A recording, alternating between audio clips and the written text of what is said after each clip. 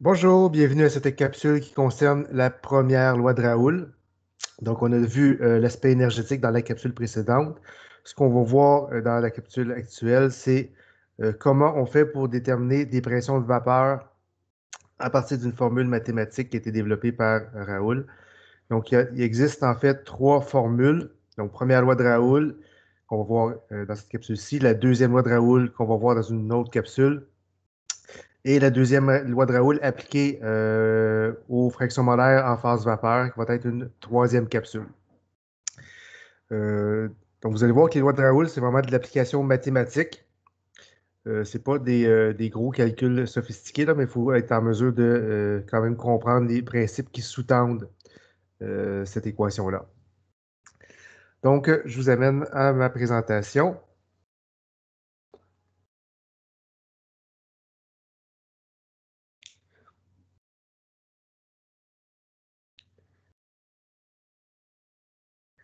Donc, on est maintenant dans la section 2.4. Vous allez voir dans les prochaines sections, ça va suivre quand même relativement bien le manuel. Donc, qui concerne l'ensemble des lois de Raoul. On va scinder la section 2.4 en petits morceaux pour que ce soit plus facile à digérer. Donc, première loi, deuxième loi appliquée aux phases vapeur. Donc, dans la section 2.4, on va donner quelques définitions et on va tenter de les expliquer. Donc, lorsqu'on parle de pression de vapeur, donc c'est un peu, des fois c'est un peu confondant parce que pression, habituellement, c'est relié au gaz, ce qui est encore le cas. Sauf que la pression de vapeur, c'est le gaz qui s'échappe, dans le fond, quelque part de la solution liquide. Donc, c'est comme si vos molécules liquides qui cherchent à sortir de la solution. C'est un peu un genre de force, c'est pas vraiment une force, mais c'est un peu l'idée. Donc, c'est comme la force avec laquelle les particules de votre liquide veulent sortir de votre solution.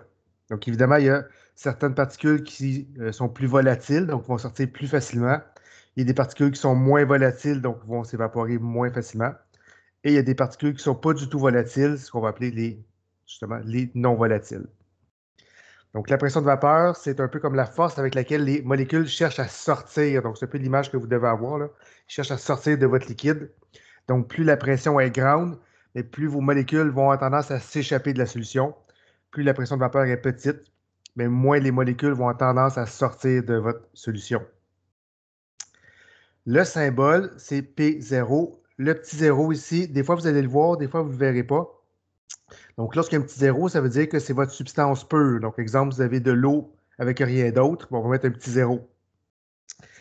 Si jamais c'est une solution, donc de l'eau avec d'autres choses, à ce moment-là, on ne mettra pas de petit zéro. Donc, le petit zéro veut dire vous avez votre substance toute seule avec rien d'autre.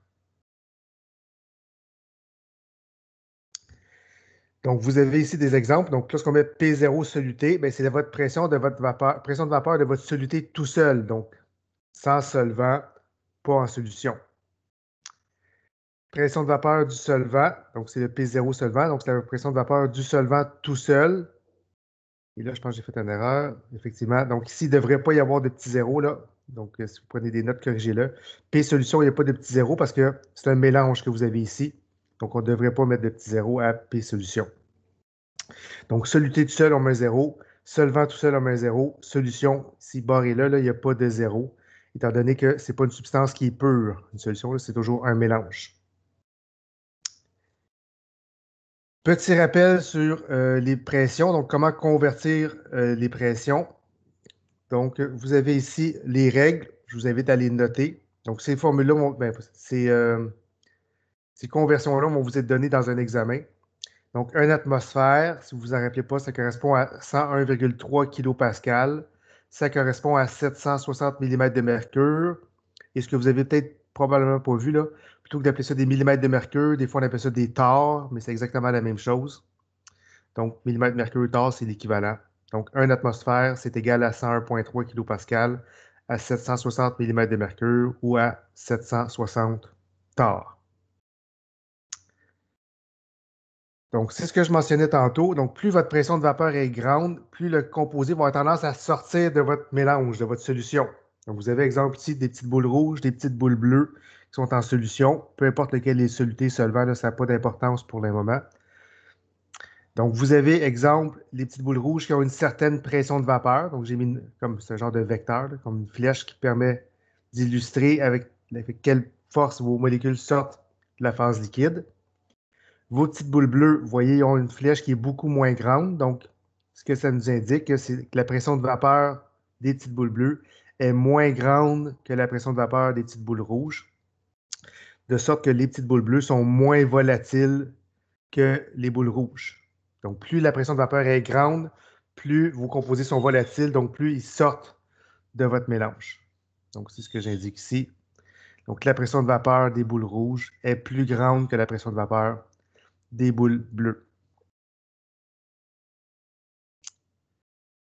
On vous dit que généralement, les solides ne possèdent pas de pression de vapeur. Il y a quelques exceptions. Là. Exemple, la boulamite, là, que, à long terme, a fini par s'évaporer. Là. Mais de façon générale, les solides n'ont pas tendance à s'évaporer. Donc, si vous mettez du sucre sur la table, il y a des bonnes chances que si vous revenez 10 ans après, le sucre soit encore là. Ce ne sera pas évaporé. Donc, lorsqu'on a des solides, souvent on considère qu'ils n'ont pas de pression de vapeur. Il y a certains liquides qui ont une pression de vapeur très, très faible, là, mais en général, c'est surtout les solides pour lesquels on n'a pas de pression de vapeur. Donc, je vous ai fait un petit dessin ici. Donc, exemple, les petites boules bleues, c'est des solides qui sont mélangés dans un solvant liquide. Donc, le solvant liquide, lui, il a une pression de vapeur. Le solide, lui, n'a pas de pression. Donc, je n'ai pas mis de vecteur pour dire qu'il n'y avait pas de pression de vapeur. Autre définition, température d'ébullition. Donc, à part de dire que c'est la température à laquelle ça bout. Donc, pourquoi l'eau bout, exemple, à 100 degrés Celsius, pression atmosphérique standard? C'est que la température d'ébullition, c'est la température à laquelle la pression de vapeur de la substance, donc que ce soit le soluté, le solvant ou la solution, est égale à la pression atmosphérique. Donc, qu'est-ce que ça nous dit, exemple, pour l'eau? Ça veut dire que normalement, l'eau, donc si vous êtes dans votre chambre, dans votre cuisine, à une certaine température, donc exemple 20 degrés Celsius, mais votre eau, elle s'évapore, mais de façon tranquillement. Donc, une certaine pression de vapeur, mais qui est faible. Lorsque vous chauffez votre eau, vous augmentez sa pression de vapeur, donc elle s'évapore plus facilement. Et au moment donné, elle va atteindre la pression atmosphérique, donc exemple 101,3. Puis là, c'est là que ça va se mettre à bouillir. Donc, la température d'ébullition, c'est la température à laquelle la pression de vapeur de votre substance, elle atteint ou est égale à la pression atmosphérique. Donc, c'est pour ça que si jamais vous voulez faire bouillir de l'eau en haut du mont Everest, mais ça ne sera pas à 100, ça va probablement être à 70 ou à 60 parce que la pression atmosphérique est moins grande. Donc, vous avez besoin de moins chauffer pour atteindre cette pression-là. Le symbole de la température d'ébullition, c'est T ébullition. Donc, ça, on va y revenir dans une capsule la semaine prochaine. Donc, j'ai fait un petit dessin pour illustrer. Donc, vous avez une substance quelconque qui a une certaine pression de vapeur. Là, vous voyez une petite flèche. Vous avez une pression atmosphérique avec une flèche plus grande. Donc, à gauche, votre substance, elle s'évapore, mais tranquillement. Qu'est-ce qu'on fait maintenant? Si on chauffe la substance, on va faire augmenter la pression de vapeur. On chauffe. On fait augmenter la pression de vapeur. Donc, vous voyez, la petite flèche augmente. Et quand cette flèche-là est égale à la pression atmosphérique, c'est là qu'on atteint la température d'ébullition. Donc, dans le cas de l'eau, la pression standard, c'est 100 degrés Celsius. Donc, évidemment, plus votre substance est volatile, donc plus votre vecteur est grand déjà au départ, bien, moins vous avez besoin de chauffer pour atteindre la pression atmosphérique. Donc, moins la température d'ébullition est élevée. Donc, je répète là, si à la base, votre vecteur est déjà grand, donc vous êtes déjà plus proche de la pression atmosphérique, donc vous avez besoin de moins chauffer. Donc, si vous chauffez moins, bien, votre température d'ébullition est plus basse. Donc, on va y revenir ça aussi la semaine prochaine. Donc, c'est ce qu'on indique ici. Donc, plus une substance est volatile, moins sa température d'ébullition est élevée. Vous avez un cas avec deux substances, donc une boule rouge avec un grand vecteur, une boule bleue avec un plus petit vecteur. Donc, on voit que la boule rouge est déjà plus élevée en pression de vapeur, donc ça demande moins d'énergie pour atteindre la pression atmosphérique, de sorte que sa température d'ébullition à la petite boule rouge est inférieure à la température d'ébullition de la boule bleue. Donc, la boule bleue, il faut que je la chauffe beaucoup plus pour atteindre la pression atmosphérique. Donc, ce qu'on va faire dans cette capsule-ci, c'est être en mesure de calculer les nouvelles pressions de vapeur lorsqu'on fait des mélanges. Donc, vous avez déjà à la base une pression de vapeur qui est connue, exemple celle de l'eau ou celle de n'importe quel solvant. Donc, vous connaissez déjà la pression de vapeur, c'est dans les livres, dans les manuels. On veut savoir maintenant, ça va être quoi la nouvelle pression de vapeur si on ajoute une substance à ce solvant-là. Donc, c'est ce que nous permet de faire la loi de Raoult. La semaine prochaine, on fera des calculs pour trouver les nouvelles températures d'ébullition, mais on n'en est pas là pour le moment. Donc, c'est ce que j'indique ici. Les lois de Raoult permettent de calculer la pression de vapeur des solutions. La première loi, donc celle qu'on va voir dans cette capsule-ci, on va l'utiliser lorsque le soluté n'est pas volatile. Donc, souvent, ça va être le solide, là. Donc, ça veut dire que votre soluté n'a pas de pression de vapeur, ou on pourrait la mettre à 0, là, ça ne changerait rien. Donc, on ne tient pas compte du tout de la pression de vapeur du soluté parce qu'il n'y a pas de pression de vapeur. Donc, ça, c'est la première loi de Raoult. Deuxième loi de Raoult, c'est lorsque le soluté va avoir une pression de vapeur. On en reparlera tantôt. Donc, la formule est la suivante. Donc, je vous invite à la noter. Ça aussi, ça va vous être donné dans un examen. Donc, la nouvelle pression, donc celle que vous cherchez à trouver, c'est égal à la fraction molaire du solvant multipliée par pas une constante, mais une pression de vapeur du solvant lorsqu'il est tout seul. Donc, la pression de vapeur du solvant qui est tout seul, là, ça, vous pouvez trouver ça dans des livres. Donc, vous allez voir, exemple, l'eau, c'est telle valeur. L'acétone, c'est telle valeur. Le benzène, c'est telle valeur. Donc, votre solvant tout seul, sa pression de vapeur, c'est connu, c'est dans les manuels. Par contre, lorsque vous faites un mélange, vous allez changer la fraction molaire du solvant et ça va, par conséquent, changer la pression de vapeur totale de votre solution. Donc, je vous prépare tout de suite à ce qui s'en vient. Évidemment, on a vu les changements d'unité de concentration. Donc, dans un examen, on ne vous donnera pas, évidemment, directement la fraction molaire. On peut vous donner le pourcentage massique, la molarité, qu'il va falloir convertir pour trouver la fraction molaire. Petit rappel, fraction molaire, donc lorsqu'on parle du solvant, c'est le nombre de moles de solvant sur le nombre de moles total dans la solution. Donc, je pense que c'est ce que j'ai indiqué ici. Ah, donc, je mets les termes avant. Donc, P solution, c'est la pression de vapeur du mélange ou pression de vapeur de la solution. X solvant, c'est la fraction molaire du solvant.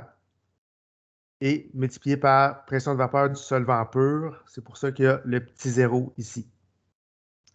Donc, un petit rappel. On se rappelle que fraction molaire du soluté plus fraction molaire du solvant, donc c'est le nombre de moles de soluté sur mol de solution pour fraction molaire du soluté. Et c'est mol de solvant sur mol de solution pour fraction molaire du solvant, de sorte que soluté plus solvant, ça fait solution. Donc, on a vu ça dans une capsule la semaine 2. Donc, fraction molaire du soluté plus fraction molaire du solvant, ça donne toujours 1. De sorte que, dans notre formule, lorsqu'on va voir la fraction molaire du solvant, mais ça ne pourra jamais dépasser 1. Donc, le maximum qu'on peut aller, c'est 1. Donc, votre fraction molaire solvant est plus petite ou égale à 1. Là. Souvent, ça va être plus petit. C'est ce que j'ai indiqué ici. Fraction molaire du solvant est inférieure à 1. Donc, qu'est-ce que ça a comme conséquence? Bien, si vous multipliez un chiffre qui est plus petit que 1 avec la pression de vapeur du solvant, mais nécessairement, la pression qui va en résulter, donc la pression que je vais calculer ici, elle va être inférieure à la pression du solvant pur, parce que vous multipliez par un chiffre plus petit que 1. Par exemple, si vous faites 0,75 fois votre pression du solvant, bien, votre pression de la solution va être beaucoup plus petite que celle du solvant pur. Donc, juste se rappeler, là, je parle rapidement, votre pression de solution est toujours plus petite que celle du solvant tout seul. Donc, lorsqu'on ajoute un soluté, on fait toujours baisser la pression vapeur de la solution. C'est ce que j'indique ici. La pression de la solution est toujours inférieure à celle du solvant pur. Donc, j'ai fait un petit dessin pour vous illustrer. Vous avez votre solvant pur avec une certaine pression de vapeur. Vous voyez les flèches. On rajoute un soluté à votre solvant. Donc, qu'est-ce qui va se passer? Donc, votre soluté est non volatile parce qu'on est dans la première loi de Raoult. Donc, vous voyez, ça va faire baisser les petites flèches ici. Donc, votre pression de vapeur ici va être inférieure à ce que j'avais au départ ici. Donc, l'ajout d'un soluté fait toujours baisser la pression de vapeur. Pourquoi c'est comme ça? Donc, dans le livre, je pense qu'il n'en parle pas, là, mais c'est parce qu'on crée des nouveaux liens dans le fond ici. Donc, on crée des nouveaux liens à l'intérieur de la solution, de sorte que vos molécules bleues sont plus retenues dans votre solution, donc ils ont tendance à moins s'évaporer, à moins sortir. Donc, c'est un peu ça l'idée derrière ça. Donc, quel impact ça va avoir? Donc, comme vous faites baisser la pression de vapeur, bien, pour atteindre la pression atmosphérique, bien, vous allez devoir chauffer plus. Donc, exemple, ici, il fallait chauffer à 100. Vous mettez, exemple, du sel dans votre eau. Mais là, à 100, ça ne sera pas suffisant. Il va falloir chauffer plus que 100. Donc, ça peut être 110, 115, etc. Donc, vous chauffez plus que ce que vous deviez chauffer au départ. Oups. De sorte que vous faites monter votre température d'ébullition. Donc, c'est entre autres pour ça, là, si jamais vous faites cuire des pâtes, là, vous rajoutez du sel, ça fait baisser la pression de vapeur. Donc, vos pâtes, à place de bouillir à 100, comme c'est ici, bien, ils vont bouillir peut-être à 105, 110. Donc, ça va bouillir, ça va chauffer, ça va cuire plus rapidement. Donc, juste garder à l'idée que lorsqu'on ajoute un soluté non volatile à un solvant, on fait toujours baisser sa pression de vapeur et par conséquent, on fait monter sa température d'ébullition. On va faire un exemple numérique. Donc, je vous invite à le faire en même temps que moi. Vous allez en avoir plusieurs à faire dans l'exercice que je vais mettre sur Léa et dans votre manuel. Vous allez voir, ce n'est pas des calculs très difficiles. Souvent, c'est de l'application mathématique plus que d'autres choses. C'est d'être en mesure de plugger les bons chiffres aux bonnes places. Donc, on vous dit, la pression de vapeur d'un échantillon de 0,5 kg de benzène, on vous donne la formule du benzène. On vous dit que c'est de 400 torrs. Donc, on vous dit, c'est la pression du benzène pur, le P0 du solvant, c'est 400. À 60,6 température, c'est superflu. On vous dit qu'elle descend à 386, donc c'est normal qu'elle descende en solution. Lorsqu'on rajoute 19 grammes d'un composé non volatile, donc on est dans la première loi de Raoult, parce que le soluté qu'on ajoute, il est non volatile, on vous le dit ici. La question, on veut savoir quelle est la masse molaire du composé non volatile. Donc, ça peut paraître ardu au premier abord, il y a beaucoup de chiffres, mais on y va étape par étape. Donc, on va écrire ce qu'on connaît. On connaît la masse du solvant. On connaît la pression de vapeur du solvant pur.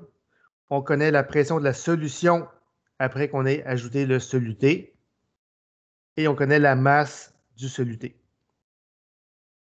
Donc, on est dans la première loi de Raoult. Donc, on va écrire tout de suite la formule.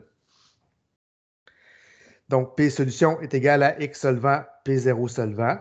On va écrire ce qu'on connaît par rapport à cette loi-là. Donc, on sait que la pression de la solution est de 386. Donc, ça, c'est une fois que le mélange a été fait. On sait qu'au départ, il était à 400 avant qu'on fasse le mélange. Donc, votre solvant pur est à 400. Donc, si on plug ces chiffres-là dans ma loi de Raoult, on peut isoler la fraction molaire du solvant en faisant 386 divisé par 400, ce qui nous donne 0,965. Donc, ça, c'est la première étape. Là, on part de la loi de Raoult, on écrit ce qu'on connaît, puis on déduit l'information qui nous manque. On se rappelle que fraction molaire du solvant, par définition, c'est nombre de moles de solvant sur nombre de moles de solution. Je pense que c'est ce que j'ai écrit à ça. C'est ça. Donc, fraction molaire du solvant, c'est nombre de moles de solvant sur nombre de moles de solution.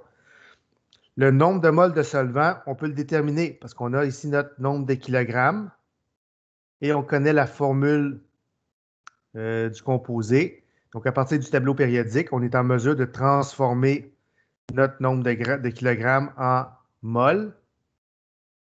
Oh, je n'ai pas fait tout ça. J'ai juste décomposé ma formule. Donc, nombre de moles de solution, c'est solvant plus soluté. Et donc, ça va arriver souvent que vous allez avoir à décomposer, là, parce que le nombre de moles de solution, ça ne se trouve pas dans un tableau périodique. Il faut vraiment décomposer solvant et soluté. Donc, c'est ce que je disais. On a notre nombre de grammes de benzène. On a la formule du benzène, donc on peut trouver notre nombre de moles. C'est ce que j'ai fait ici. Donc, dans votre tableau périodique, une mole, c'est 78. 0,5 kg, c'est 500 grammes, c'est la même chose. Donc, on convertit nos grammes en mol, ce qui nous donne 6,41 qu'on peut aller plugger dans cette formule ici. Donc, on a notre nombre de mol ici en haut qui est 6,41. 6,41 au dénominateur. Il va nous rester notre nombre de mol de soluté, comme ça ici. On fait un petit peu d'algèbre. Donc, on envoie le dénominateur en haut. Donc, tout ça, on l'envoie de l'autre côté. On isole N soluté, ce qui nous donne 0,232 mol. Maintenant, la question, c'est de déterminer la masse molaire, donc la masse de 1 mol du soluté. Donc, on sait que dans le problème, 19 grammes de soluté ont été ajoutés pour faire baisser la pression de vapeur, de sorte que notre 19 grammes, ben, il correspond à notre 0,232 mol.